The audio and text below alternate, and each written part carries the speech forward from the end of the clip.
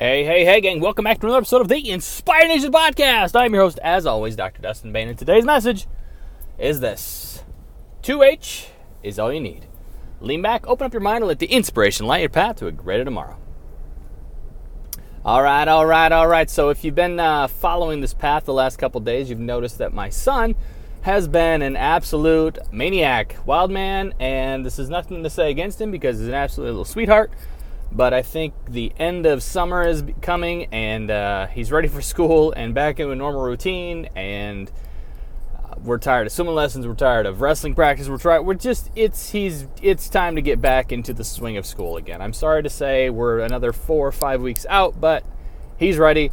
All my kids are really ready. One of them has finally now identified that summer is here, but everyone is ready for school in my eyes. Trust me.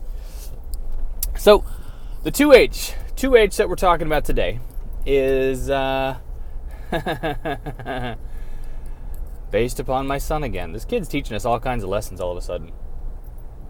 So this morning, they've been doing swimming lessons the last 4 days, and he's turned into a little swimmer, a little dolphin. My daughters are taking some lessons as well. Awesome swimming instructor. And they're done with that too. They're just done. Everybody's just done with everything. So today was supposed to be the last day. They went over, and I was Tuesdaying my Tuesday thing where I do my thing, and Diane, my wife, took over the kids to swimming lessons. And I texted her on my way home and said, "How was Junior after the other night's wrestling episode? Did he want to go? What was going on?" And the response, I believe, in quotes, was, "He's being a little asshole." So what that brought me to think was apparently he was being a little turd again. So my wife called and we talked, and what happened was apparently he got over there to swimming lessons and decided that he didn't want to go swimming lessons. Final day, didn't want to do it. Apparently he got stayed in the car, just like he did wrestling, didn't want to get out, didn't want to do anything, just didn't want anything, and was threatened with things. And finally, he lost some screen time, he lost some pool time, the kid lost a lot of stuff. He had to repay us for not going to the wrestling camp, and he had to repay us for the last day of swimming lessons. And then we had to explain to him not necessarily what he was losing for the monetary side, because that means nothing to him, but what that could have bought him in his terms of little wrestlers or toys or something. Then I kind of hit home a little more. But when they got home and everyone was kind of more settled, I took my little man and brought him into my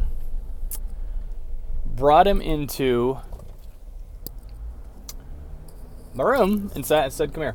So sat on my chair, sat on my seat, sat on my lap for a little bit, and I asked him. I said, "So, what's going on?" And he mentioned some things, and he said I didn't want to do that, and I said, "Well, why?" And he said, "Because." And I said, "Well, that's not a reason. Why? Well, why did you not want to do this?" And he said, "Because." And I said, "Got it. What's your reason?" And then he came down to he just didn't know. So I had to change the conversation, and I simply asked the question of, do you think there's anything ever, and this goes back to swimming lessons today and wrestling camp the other night and school sometimes, I know you fight that as well, do you think there's ever anything that we would do that would hurt you? We would push you, we would force you, make you, take you somewhere that would hurt you. He's like, "No."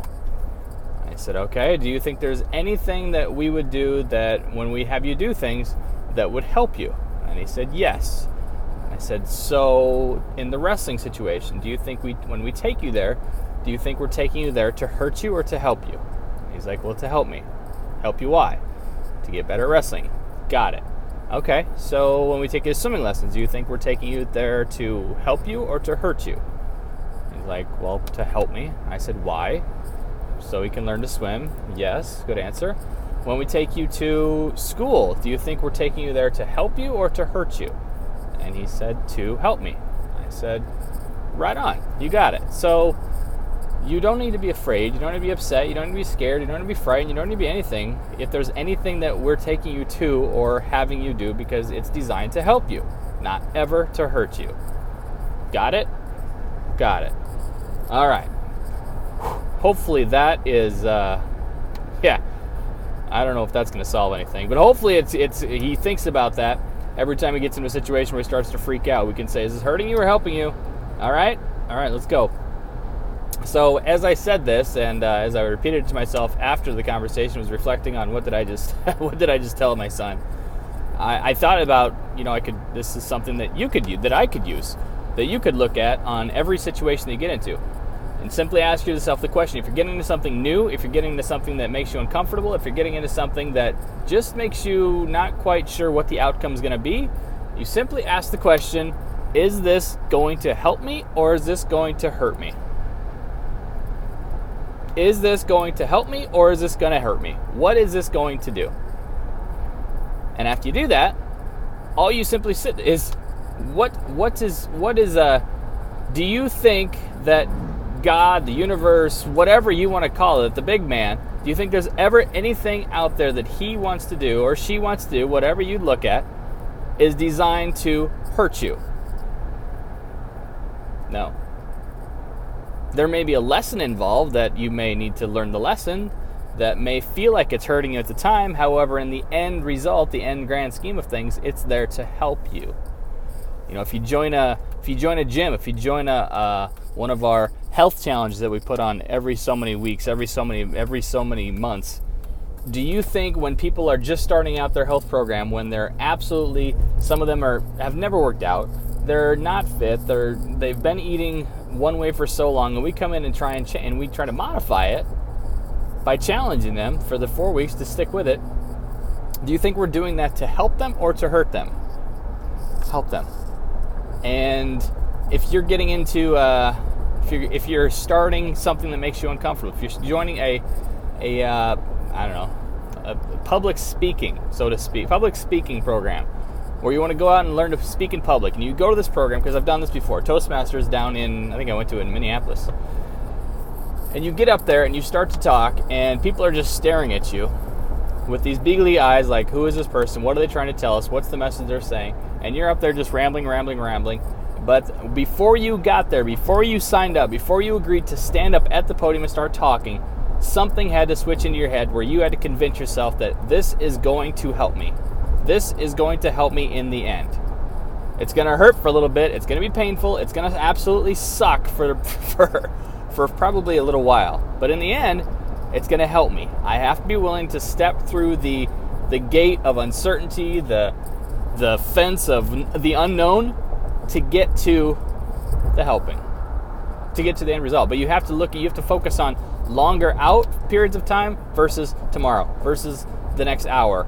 You have to look farther out, okay? So the challenge, the observation, the whatever you want to call it, from my little conversation with my 6-year-old little man, Maximus, is this for you.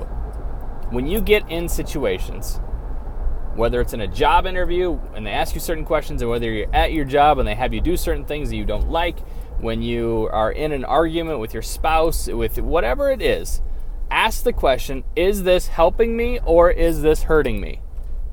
Because I would guarantee almost 9 out of 10 times it's going to be helping you. So that's all I got for today. Hope everyone has an amazing day. If you have not already, head over to iTunes, like us, leave us a review, let us know what we're doing. Also, head over to Inspire Nation Online, where you can insert your email. I will send you a love letter every Monday morning to get your week started off right. And until next time, you know what to do. Stay inspired.